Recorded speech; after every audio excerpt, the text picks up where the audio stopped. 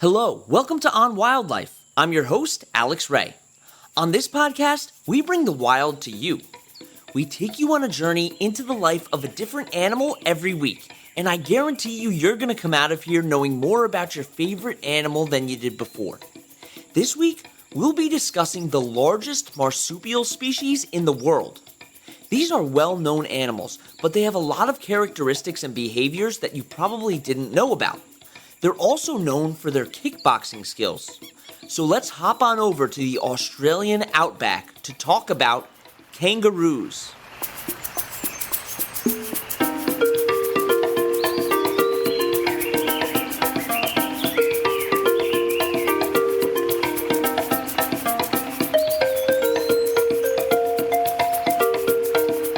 The scientific name for kangaroos are Macropodidae, and they're the world's largest marsupials.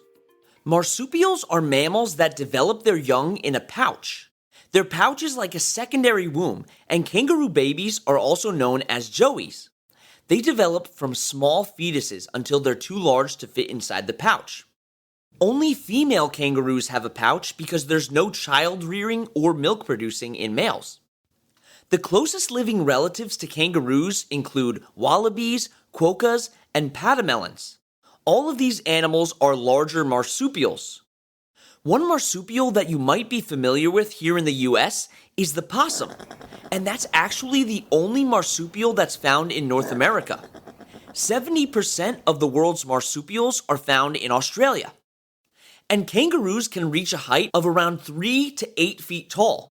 They can also weigh up to 200 pounds, but most kangaroos typically weigh between 100 and 150 pounds. Males usually weigh more than the females and are typically a foot taller than their female counterparts. There are 4 main species of kangaroo, all of which are only found in Australia and the islands around the continent.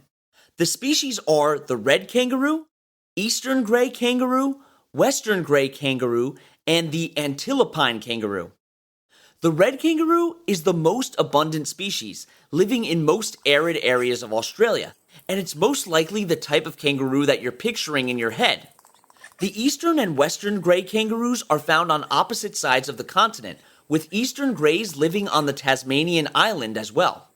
Red kangaroos are also the largest species of kangaroo, having much longer and larger body frames.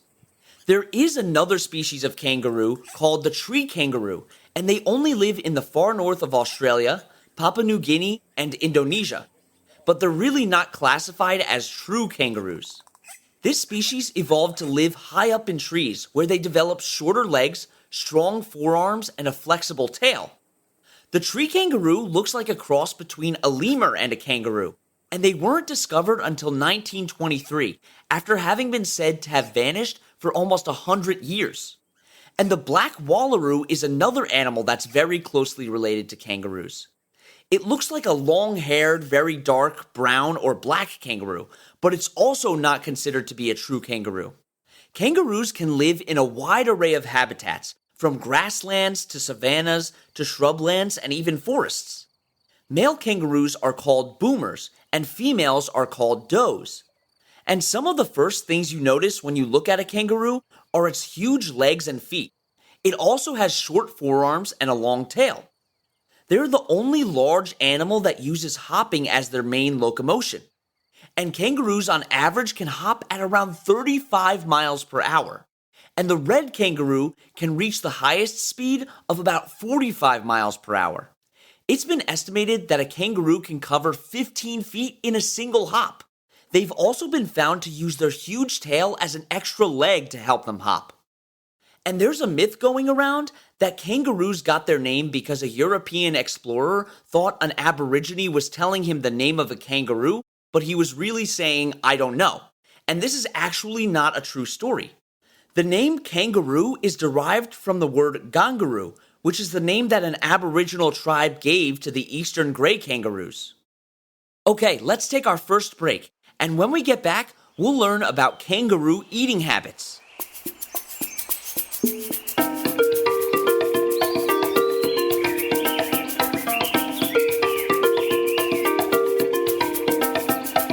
There are 2 science words that I want to talk to you about today: biotic and abiotic.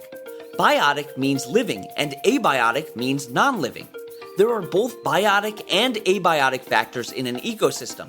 Examples of biotic factors would be fish or insects, and examples of some abiotic factors would be water, sunlight, and weather. Okay, welcome back. Kangaroos are herbivores, meaning that they only feed on different types of plants, roots, and fruits that they can find. Their diet depends on the species and the location that they're in. Some kangaroos eat different fungi and mosses that they're able to find, usually in forests. And they have a pretty weird way of eating, where they first chew and swallow their food and then regurgitate it out before eating it again to be finally digested. This is called rumination. Kangaroos have chambered stomachs similar to cows, which also ruminate. They also have specialized teeth that break down grasses and shrubs and grind them to be easily digested in their stomach. Their front teeth are also really good at pulling plants out of the ground. Some of the food that they eat gets transferred to the joey in a female's pouch. In Australia, there are places that don't get a lot of water, so kangaroos have adapted to be able to go long periods of time without drinking.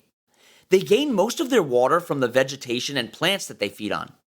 If they're incredibly desperate for water, though, kangaroos dig straight down into the ground in search for underground water.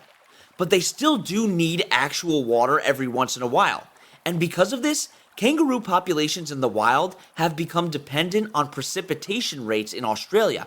Some can die from dehydration, and their populations fluctuate because they don't give birth when there's a severe drought.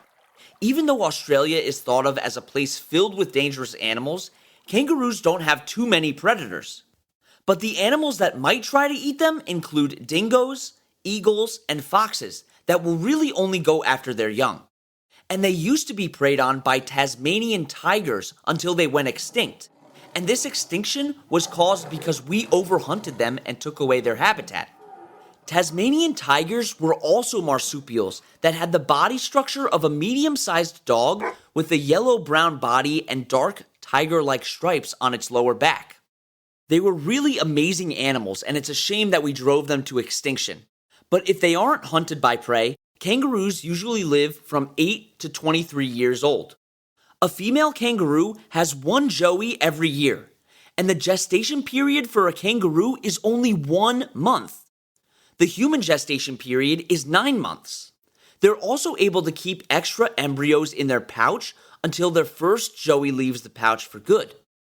The embryos are in a dormant state, but they're able to be used if their young don't develop in time or survive.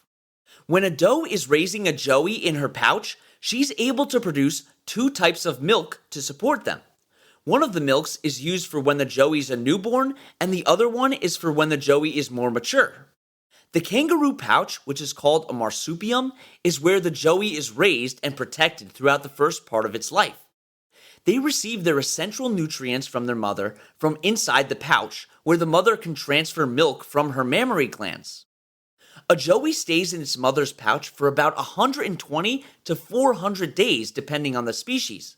It also depends on the individual, because some joeys are ready to leave the pouch sooner than others. And after the joey leaves the pouch for good, it still continues to feed from the mother through the pouch for a year and a half. Something really interesting is that a doe is actually able to enter heat after giving birth, so she's able to become pregnant while a young joey is still in her pouch. The development of the newborn is all dependent on the amount of hormones that the doe sends to the joey while developing. If she wants the newborn to develop more quickly, she'll send more hormones. Kangaroos are very social animals, and groups of them together are called mobs. Mobs can range from just a few kangaroos to hundreds of individuals. Building strong bonds with one another is crucial to their survival in the group.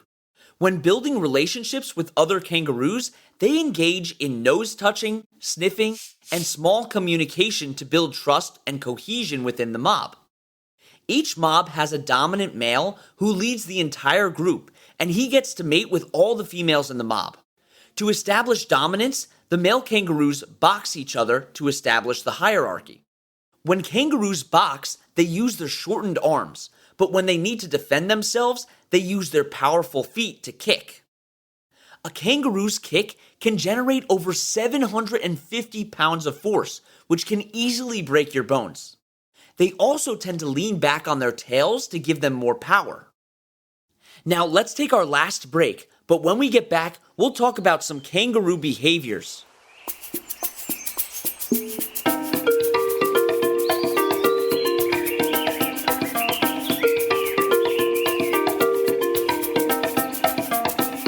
Let's see if you can get today's trivia question. How long can scorpions hold their breath? A, 6 days, B, 2 weeks, C, 1 day, D, 12 hours.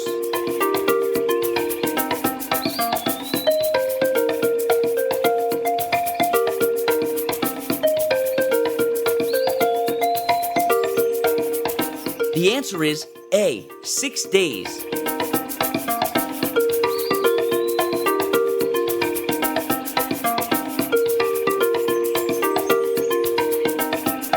Okay, we're back. Kangaroos are much more active at night and in the early morning, and you can usually see them napping during the day, but they're not classified as fully nocturnal. And they have some cool adaptations to help them at night. They've evolved to have enhanced eyesight in the dark, and they also have a very heightened sense of smell and are able to smell predators and watering holes from miles away.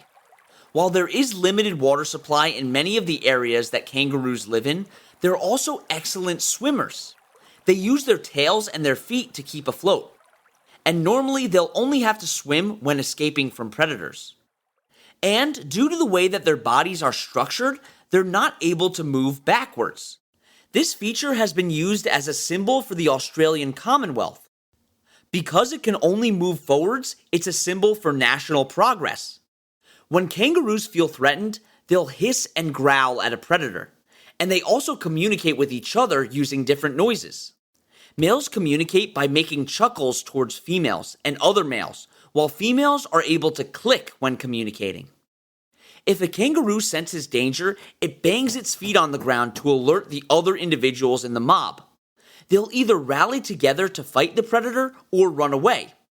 Many animals like cheetahs are focused on speed, but they're only able to run for a small amount of time before they have to stop. But kangaroos are built for stamina. They can still hop at high speeds, but they can do it for a long time so that they can outrun their predators. Kangaroos, like most animals, are extremely important to the ecosystems that they live in. They have large feet and a tail that drags along the ground, and this actually helps to move and aerate the soil. They're also great seed dispersers. When they eat fruits, they can drop the seeds, which helps them spread around the area.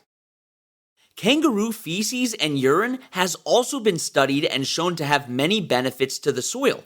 It helps to keep the soil fertile and has a lot of important nutrients that plants need to grow. The symbol of the kangaroo is very popular among Australian organizations and institutions, as well as for the Aboriginal tribes in Australia who have been utilizing and worshipping kangaroos for centuries. Humans are the largest threat to kangaroos by far because they have a huge impact on the environment, they also hunt, and they destroy kangaroo habitats. Most kangaroo species are not at risk of extinction, but increasing human impacts are bringing them closer to being vulnerable. Hunting and land competition has limited the amount of resources that they have available to them. Humans have been using kangaroos for food, clothing, and shelter for many years. And they're even considered to be pests for some people because they've been driven out of their natural habitats into places where humans live. Farmers are not fans of them because they'll eat the crops, so they still really need our help. Here are some organizations that you can look at that are actively working to help kangaroos. The Kangaroo Sanctuary, the International Kangaroo Protection Alliance, and the Australian Society for Kangaroos. Thank you so much for coming on this adventure with me as we explored the world of kangaroos. You can find the sources that we used for this podcast and links to organizations that we reference at onwildlife.org. You can also email us with any questions at onwildlife.podcast@gmail.com. And you can follow us on Instagram at on_wildlife or on TikTok at On Wildlife. And don't forget to tune in next Wednesday for another awesome episode. And that's On Wildlife.